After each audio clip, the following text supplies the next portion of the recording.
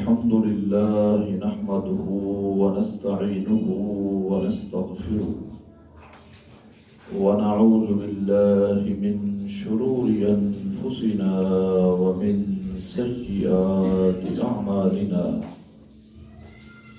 من يهده الله فلا مضل له ومن يضلل فلا هادي له أشهد أن لا إله إلا الله وحده لا شريك له وأشهد أن محمدا عبده ورسوله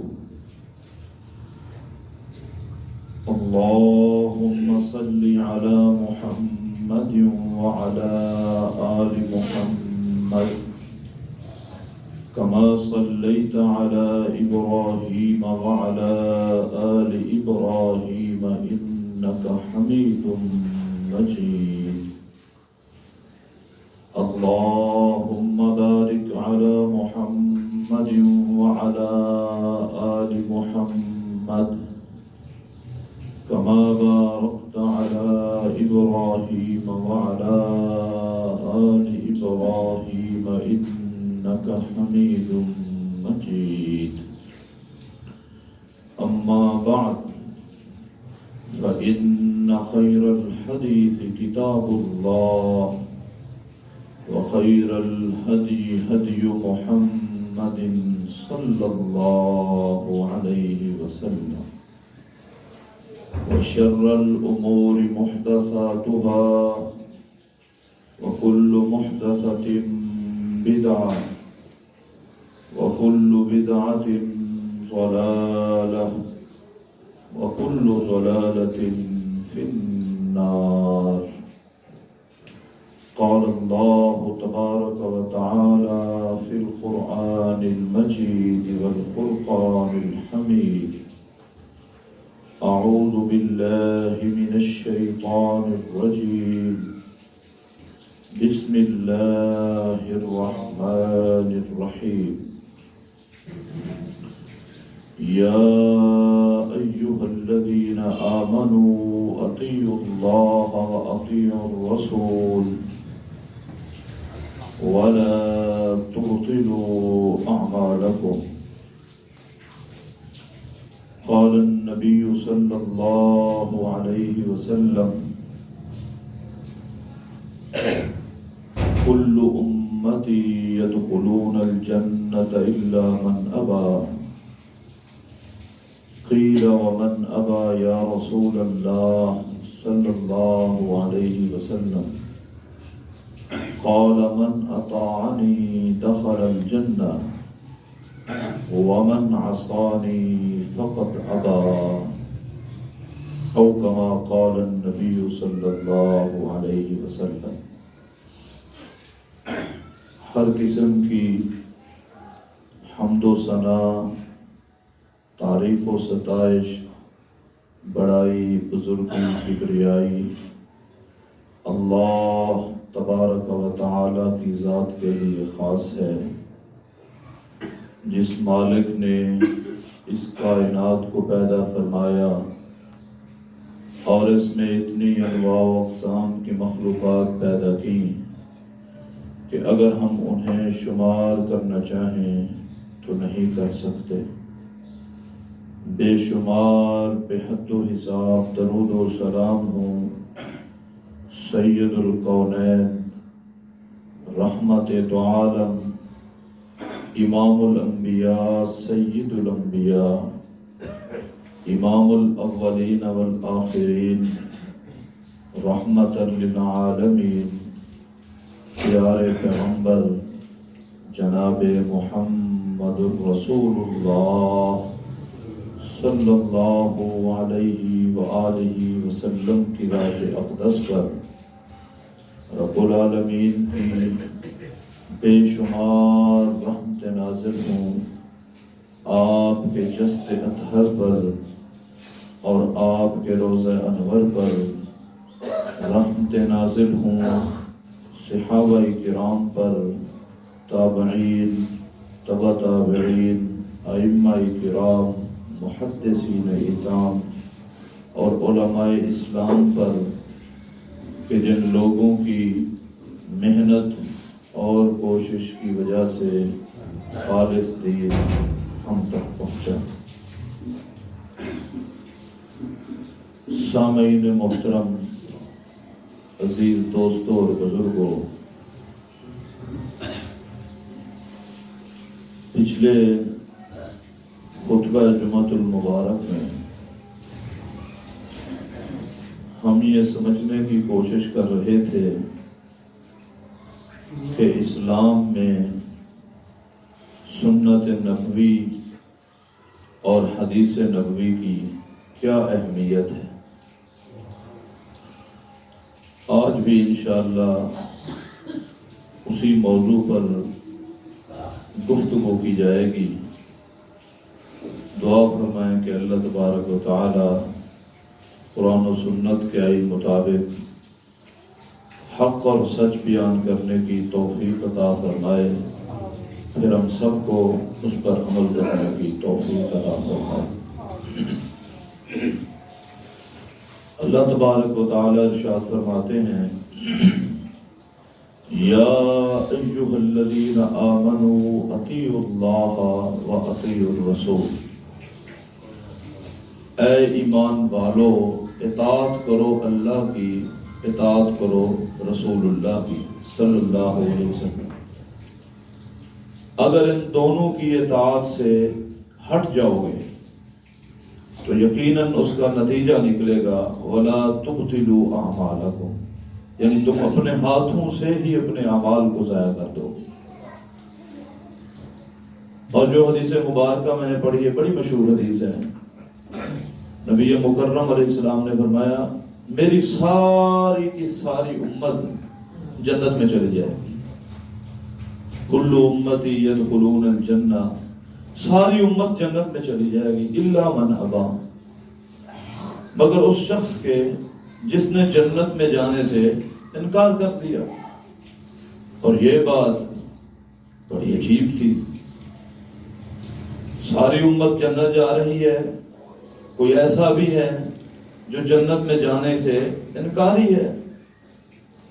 پوچھا گیا قیل من ابا یا رسول اللہ صلی اللہ علیہ وسلم، اے آقا علیہ السلام وہ کون ہے جس نے جنت میں جانے سے انکار کر دیا؟ فرمایا من اطاعنی دخل الجنہ ومن عصانی فقط ابا، جس نے میری اطاعت کی یعنی میری سنت پر عمل کیا، میری حدیث پر عمل کیا، وہ جنت میں چلا گیا ہے۔ ومن عصانی فقط ابا، اور جس نے میری نافرمانی کی، میری سنت سے روگردانی کی، میری حدیث کو چھوڑ بیٹھا، گویا کہ اس نے جنت میں جانے سے انکار کر دیا۔ یہ حدیث خلاصہ بیان کر رہی ہے جنت اور جہنم میں جانے والوں کو، کہ جنت میں کس نے جانا ہے اور جہنم کا ایندھن کس نے بننا ہے۔ تو خلاصہ یہی نکلتا ہے سنت نبویہ پر، حدیث مصطفیٰ پر علیہ الصلوۃ والسلام عمل کرنے والا یقیناً جنت کا مستحق ٹھہرے گا، اور آپ کی سنت اور حدیث کی مخالفت کرنے والا پھر جہنم کا ایندھن بنے گا۔ تو اس لیے میرے لیے اور آپ کے لیے ضروری ہے کہ ہم اپنے ہر عمل اور ہر فعل کو پرکھیں اور دیکھیں آیا کہ وہ نبی اکرم علیہ الصلوۃ والسلام کی طریقے اور آپ کی سنت کے مطابق ہے تو پھر خوش قسمت ہیں ہم، اگر نہیں ہے تو اس زندگی میں ہمارے پاس موقع ہے، ہمیں اپنی فکر کرنی چاہیے، اپنی اصلاح کرنی چاہیے۔ حدیث نبویہ کی اور آپ کی سنت کی کتنی اہمیت ہے، اس حوالے سے پچھلے خطبہ میں چند ایک واقعات میں نے آپ کو سنائے تھے جن سے یہ بات واضح ہو چکی تھی کہ اصل اہمیت تو ہے ہی حدیث اور سنت کی۔ عمل چھوٹا ہو عمل بڑا ہو، دیکھا یہ جائے گا آیا کہ یہ سنت کے مطابق ہے، سنت سے ثابت ہے حدیث سے ثابت ہے تو چھوٹا عمل بھی بڑا ہے، اور اگر بڑا عمل ہے اپنی نظر میں لیکن اس میں سنت نہیں ہے تو پھر وہ بیکار ہے، وہ رائے گاں جائے گا، کسی کام کا نہیں ہے۔ ایک مرتبہ قریش کے ایک بہت بڑے سردار جنہیں آپ سیدنا عمر بن عاص رضی اللہ تعالیٰ عنہ کے نام سے جانتے ہیں، بڑے جلیل القدر صحابی ہیں، میں نے کئی دفعہ ان کا تذکرہ کیا ہے کہ ایک مرتبہ رسول اللہ صلی اللہ علیہ وسلم کے پاس آئے اور پریشان تھے، پریشان دکھائی دے رہے تھے۔ پہلے ان کی عظمت سن لیں، ان کی عظمت اس قدر زیادہ ہے، یہ میں نے اتوار کے درس میں بھی بیان کیا تھا کہ رسول اللہ صلی اللہ علیہ وسلم کے پاس بیٹھے ہوئے تھے، دو بندے مقدمہ لے کر آئے تو آپ نے فرمایا اقضی بینہما یا عمر، اے عمر میری موجودگی میں ان دونوں کے درمیان تم فیصلہ کرو، میری موجودگی میں ان دونوں کے درمیان تم فیصلہ کر دو۔ تو سیدنا عمر کہنے لگے انت اولا بذالک یا رسول اللہ صلی اللہ علیہ وسلم، اے میرے آقا آپ زیادہ لائق ہیں، میں آپ کی موجودگی میں کیسے فیصلہ کروں؟ آپ نے فرمایا یہ میرا حکم ہے، تم فیصلہ کرو۔ یہ اس قدر عظمت اور شان ہے سیدنا عمر بن عاص رضی اللہ تعالیٰ عنہ۔ اس کے علاوہ کئی ایک فضائل ہیں۔ یہ ایک مرتبہ رسول اللہ صلی اللہ علیہ وسلم کے پاس آئے اور پریشان تھے، کافی پریشانی کے عالم میں، تو آپ نے پوچھا کیا بات ہے، پریشانی کیا ہے؟ وہ کہنے لگے چند دن پہلے میں نے اپنے بیٹے یعنی عبداللہ کی شادی کی ہے، چند دن پہلے میں نے اپنے بیٹے عبداللہ کی شادی کی ہے، تو چند دن گزر گئے، میں نے اپنی بہو سے پوچھا، بہو بھی بیٹی ہوتی ہے، کہ بیٹی یہ بتاؤ تم نے عبداللہ کو کیسا پایا ہے؟ تو کہنے لگی نعم الرجل عبداللہ، عبداللہ بڑا اچھا آدمی ہے، عبداللہ بڑا اچھا آدمی ہے، جب سے میں اس گھر میں آئی ہوں میں نے اسے اپنے بستر پر نہیں دیکھا۔ کیا کرتا ہے کہ انہو یصوم النہار ویقوم اللیل، وہ دن کو روزہ رکھتا ہے اور رات کو وضو نہیں ٹوٹنے دیتا، ساری رات عبادت کرتا ہے۔ نعم الرجل عبداللہ، یعنی اس قدر عمل کرتا ہے، سارا دن کو روزہ، رات کو ساری رات عبادت۔ بظاہراً یہ کوئی معمولی عمل تو نہیں ہے کہ روزانہ ہی روزہ اور ساری رات کا قیام، کہانی نہیں کہ جی فلاں بزرگ نے عشاء کی نماز کے ساتھ 40 سال فجر کی عشاء کی وضو کے ساتھ فجر کی نماز پڑھی ہے۔ ایک کرامت بیان کی جاتی ہے ایک بزرگ کی، نام لینا مناسب نہیں ہے، یہ صحابی رسول ہیں رضی اللہ عنہ، ایسا کر رہے ہیں، تو یہ پریشانی والی بات تھی، سسر سمجھ گیا نا یہ پریشانی والی بات ہے۔ تو آپ نے فرمایا عمر تم جاؤ اپنے بیٹے کو بلاؤ۔ اچھا بیٹا بھی کوئی معمولی انسان نہیں ہے، علم کا سمندر ہے، حدیث نبویہ کا سب سے بڑا حافظ ہے۔ ابو ہریرہ رضی اللہ تعالیٰ عنہ گواہی دیتے ہیں، ایک دفعہ حضرت سیدنا ابو ہریرہ کہنے لگے اے عبداللہ تم ہم سے حدیث میں آگے بڑھ گئے ہو، اس لیے کہ تم لکھنا جانتے ہو اور میں لکھنا نہیں جانتا، میں جو سنتا ہوں اس کو زبانی یاد کرتا ہوں، تم لکھ لیتے ہو بعد میں زبانی یاد کر لیتے ہو، تم ہم سے آگے بڑھ گئے ہو۔ بیٹا بھی معمولی نہیں ہے، حدیث کا حافظ ہے،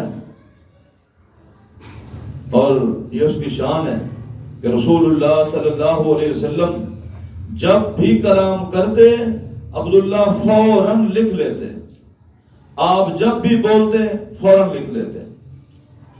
ایک مرتبہ کچھ ساتھیوں نے انہیں کہا کہ ہر بات نہ لکھا کرو، وَرَسُولُ اللَّهِ بَشَرٌ يَتَكَلَّمُ فِي الْغَضَبِ وَالرِّضَىٰ، رسول اللہ صلی اللہ علیہ وسلم افضل البشر ہیں، لیکن آپ بعض دفعہ غصے میں بھی ہوتے ہیں، آپ بعض دفعہ خوشی میں بھی ہوتے ہیں، تو ہر بات تو نہیں لکھنی چاہیے، تم ہر بات ہی لکھ لیتے ہو۔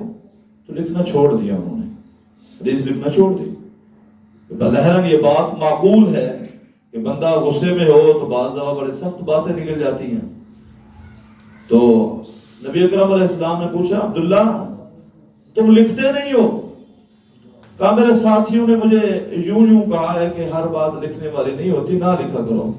تو آپ نے فرمایا، والذی نفسی بیدہ ما یخرج منہ الا الحق، مجھے اس ذات کی قسم ہے جس کے ہاتھ میں میری جان ہے، میرے زبان سے سوائے حق کے کچھ نہیں نکلتا۔ عبداللہ ہر بات لکھا کرو، ہر بات لکھا کرو۔ اب یہاں پہ ایک اور سمجھنے والی بات ہے، یہ بنیادی فرق ہے نبی اور امتی کا، یہ بنیادی فرق ہے نبی اور امتی کا، کہ نبی کی ہر بات حق ہے، نبی کی ہر بات وحی اور ہر بات سچی ہے۔ امتی چاہے صحابی ہو، چاہے تابعی ہو، چاہے امام ہو، چاہے فقیہ ہو، چاہے محدث ہو، چاہے کوئی بھی ہو، اس کی ہر بات حق نہیں ہے۔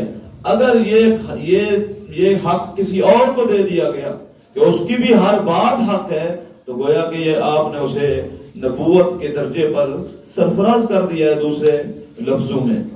تو یہ حق ہے رسول اللہ صلی اللہ علیہ وسلم کا کہ آپ کی زبان اقدس سے نکلا ہوا ہر لفظ حدیث مصطفیٰ ہے اور حق اور سچ ہے اور وہی ہے، کسی اور کی بات ایسے نہیں ہے۔ ساری باتیں لکھا کرو۔ تو آپ نے پھر پوچھا جس مسئلے کے لیے بلایا تھا، عبداللہ مجھے پتا چلا ہے انک تصوم النہار وتقوم اللیل، کہ تو دن کو روزے رکھتا ہے، رات کو قیام کرتا ہے۔ جی یا رسول اللہ صلی اللہ علیہ وسلم، ما اريد بذلك الا الخير، میں سوچتا ہوں عبداللہ آج جوانی ہے، آج طاقت ہے، آج موقع ہے، کیوں نہ نیکیاں سمیٹ لوں، ہو سکتا ہے پھر آگے جا کر بیماری آ سکتی ہے، کمزوری آ سکتی ہے، میں یہ نیکیاں نہ کر سکوں۔ ما اريد بذلك الا الخير، میں تو نیکیاں جمع کرنا چاہتا ہوں، میں تو نیکیاں جمع کرنا چاہتا ہوں، اس نیت سے روزہ رکھتا ہوں، اس نیت سے ساری رات قیام کرتا ہوں۔ میں آپ سے پوچھتا ہوں یہ کتنا بڑا عمل ہے، کتنا بڑا عمل ہے۔ اور پھر میں آپ سے یہ سوال کرتا ہوں کہ نیت پھر صحابی کی دیکھیں، لوگ کہتے ہیں یہ نیت کتنی اچھی ہے، اس سے بھی اچھی نیت ہو سکتی ہے کہ ایک شخص یہ کہہ رہا ہے کہ میں اس لیے رکھتا ہوں کہ ہو سکتا ہے آگے موقع نہ ملے، اللہ تعالیٰ نے موقع عطا کیا ہے۔ تو چاہیے تو یہ تھا رسول اللہ صلی اللہ علیہ وسلم تو اس کو کندھے پر تھپکی دیتے، شاباش دیتے، عبداللہ بڑا اچھا کام کر رہا ہے، تو بڑی نیکیاں سمیٹ رہا ہے، تیرا جذبہ کمال ہے۔ لیکن ایسا نہیں ہوا، ایسا نہیں ہوا۔ نبی اکرم علیہ الصلوۃ والسلام نے فرمایا، لا صام من صام الابد، لا صام من صام الابد، جس نے مسلسل روزے رکھے اس کا کوئی روزہ نہیں ہے۔ عبداللہ آج سے پہلے اگر تو نے اسی پیٹرن اور اسی طریقے سے جتنے روزے رکھے ایک بھی روزہ نہیں ہے۔ لا صام من صام الابد۔ اب اندازہ لگائیں سنت کی اہمیت کتنی ہے۔ صحابی نے روزے رکھے، روزہ بھی عبادت، اللہ تعالیٰ کی محبوب ترین عبادت اور مشکل ترین عبادت، پھر رات کا قیام بھی عبادت، خوش نصیبوں کو رات کا قیام نصیب ہوتا ہے، وہ بھی عبادت، اور پھر نیت میں بھی کوئی کھوٹ نہیں، صحابی رسول کی نیت ہے، اس کے باوجود آقا علیہ السلام فرمائے لا صام من صام الابد، جس نے ہمیشگی کے روزے رکھے اس نے ایک بھی روزہ نہیں رکھا۔ یہاں پر بھی لوگ کہتے ہیں جی فلاں پیر صاحب جو ہے نا وہ تو 12 مہینے روزے رکھتے ہیں، جی 12 مہینے روزے رکھتے ہیں۔ اس سے بڑی جہالت کوئی نہیں ہے، پھر آپ نے فرمایا میں بتاتا ہوں روزے کیسے رکھنے. آپ نے پھر فرمایا تو ہر مہینے کے 3 روزے رکھ لیا کر. چاند کی 13, 14 اور 15 کو 3 روزے. چاند کی 13 تاریخ کو, 14 تاریخ کو, 15 تاریخ کو 3 روزے رکھ. اور یہ ایام البیز کہلاتے ہیں. ایام البیز, بیز مانی سفیدی, چاند چمک رہا ہوتا ہے نا ان دنوں میں 13, 14, 15 عروج پر ہوتا ہے. ان 3 دنوں کے روزے رکھ, اللہ تعالیٰ تجھے پورے مہینے کے روزے کا ثواب دے گا. پھر تو ہر مہینے ایسے رکھے گا, اللہ تعالیٰ تجھے پورے سال کا ثواب دے گا. تو ہر سال ایسے رکھے گا, اللہ تعالیٰ تجھے پوری زندگی روزے رکھنے کا ثواب عطا فرمائے گا. اب ذرا تقابل کریں, ایک طرف مسلسل روزے ہیں, ایک طرف 3 روزے ہیں. جو سنت کے مطابق تھے ان پر اجر ہی اجر ہے, جو اپنی مرضی سے رکھے ہیں چاہے اس صحابی نے کیوں نہ رکھے ہوں. فرمایا لا ساما من سام الابد, ان روزوں کی کوئی حیثیت نہیں, ان روزوں کا کوئی ثواب اور اجر نہیں. یہ ہے سنت نبویہ کی اہمیت. کاش کہ ہمارے دل میں یہ اہمیت اجاگر ہو جائے. اب ذرا اس بات کو کچھ اور آگے مزید سمجھیں. نبی اکرم علیہ السلام نے اعلان فرمایا کہ اس سال میں حج کرنے جا رہا ہوں. رسول صلی اللہ علیہ وسلم نے ایک ہی حج کیا ہے, جسے ہم حجۃ الوداع کہتے ہیں, ایک ہی حج کیا. اعلان کرایا گیا پورے سرزمین عرب اور ارد گرد کہ اس سال حج کے امیر خود امام کائنات علیہ السلام جائیں گے. یعنی آپ کے ساتھ جس نے حج کرنا ہے وہ حج کی تیاری شروع کر دے. تو یہ سعادت کی بات تھی. ہر بندے کی کوشش تھی کہ میں بھی جاؤں حج کرنے, میں بھی جاؤں حج کرنے, میں بھی جاؤں حج کرنے. امام کائنات کی قیادت میں اور آپ کی امامت اور امارت میں حج ہوگا. تو ایک خاتون آپ کے پاس آئی, اس نے کہا اللہ کے رسول صلی اللہ علیہ وسلم میں حج پر جانا چاہتی ہوں, میرا خامد بھی جانا چاہتا ہے, لیکن ہمارے پاس 2 سواریاں ہیں. ایک سواری پر تو میرا خامد چلا جائے گا, اب اگر میں بھی چلی جاتی ہوں تو گھر کا کام کاج اور گھر کا پانی لانا باقی معاملات کیسے چلیں گے, تو میرے لیے کیا حکم ہے. تو آپ نے فرمایا تم رک جاؤ, تم حج کرنے نہ جاؤ, تم رک جاؤ, تم حج کرنے نہ جاؤ. لیکن اسے آپ نے ایک اور بات بتائی. آپ نے فرمایا فاعتمری فی رمضان, جب رمضان کا مہینہ آئے تم نے عمرہ کر لینا ہے, اور رمضان میں کیا جانے والا عمرہ تعدل حجتن, وہ حج کے برابر ہے. اور دوسری حدیث کے الفاظ ہیں حجتن معی, وہ حج ایسے حج کے برابر ہے جس طرح میرے ساتھ حج کیا اس نے.